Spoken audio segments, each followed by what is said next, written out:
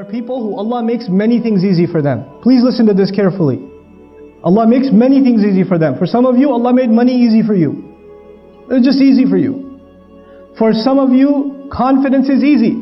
It's no big deal. Other people get nervous, you don't get nervous. For some students of mine, studies are easy. Like I teach Arabic. Some of my students, wallahi, I can tell Allah made Arabic easy for this one. Allah makes one thing easy, then He makes the next thing easy, and then makes the next thing easy, and the next thing easy. Is everything always going to be easy? No, sometimes you will fail. There's a student who gets used to getting 100 the first time, the second time, the third time, the fourth time, and the fifth time he gets a 50. All of a sudden. And he's used to what? 100. So he said, oh, forget it, I am worthless. Allah is no longer with me. You know, what's the point now? Because you get used to riding so high that one little failure, one setback, and you're just crushed. You are completely crushed. What's the point? I'm dropping out of school. I don't want to do this anymore. I hate this. You know what? This is when you didn't remind yourself at every single success that success was a combination of two things. Your effort and Allah's help.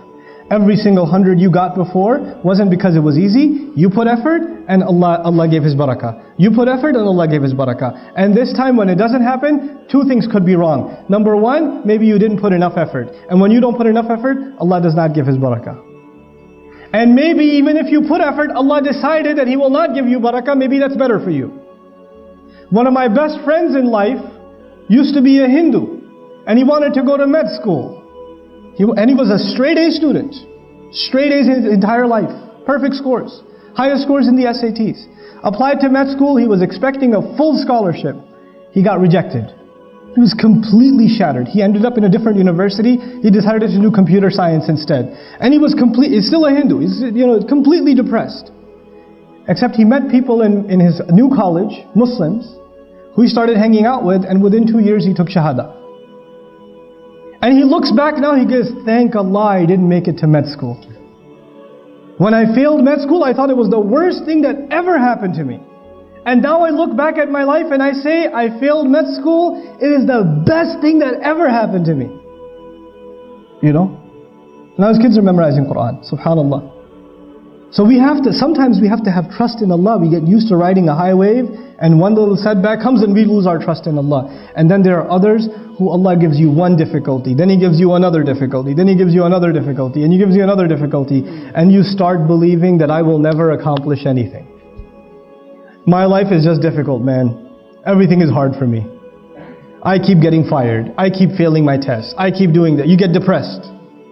And even this one has to remember that success in this world, everything that happens is a combination of two things. I have to put in my effort, and Allah will make the task easy. I'll share this last thing with you. There are two parts of this dua so far. It's not even the whole dua. I just wanted to share these two statements with you. رَبِّ اشْرَحْ لِي صَدْرِي وَيَسِّرْ لِي أَمْرِي. There's a sir balaghi. There's a very beautiful eloquence to this statement. Allah is teaching us that if you have a calm heart, if you have a positive attitude, and you have tawakkul in Allah, and you put your work in, then Allah will make your mission easy. But if you start with the attitude, I know it's not going to work anyway, but I'll try. You already began with a defeated attitude, Allah will not make your task easy for you. You have to come with sharh al-sadr. You have to have an open chest, a positive attitude. Believe that Allah will give you success in what you do. And if He doesn't give it to you, well, you're still saying Alhamdulillah. But you don't walk into an effort. You don't start a project. You don't start doing any work. And you begin with saying, I'm probably not going to succeed anyway, given my track record. You don't begin with that attitude. Then Allah will not make your job easy for you. So if we have that good heart before Allah Azza wa Jal, Allah will make our task easy for us, subhanahu wa ta'ala. With that, I pray that Allah Azza wa Jal gives us all the ability to take advantage of the wisdom of the great prophets of Allah alayhimu salatu wasalam that is captured in their du'as. They said such few words, but they taught us so much of how to better our lives as believers and how to live our life successfully for Allah's deen and also make the best of this dunya. May Allah Azza wa Jal make us find the balance between this deen and this dunya as He intends it. And may Allah put all of us to the service of His beautiful deen and this ummah. Barakallahu li wa lakum fil Qur'an al-Hakim wa nafa'ani wa iyyakum bil ayati wa dhikr al-Hakim.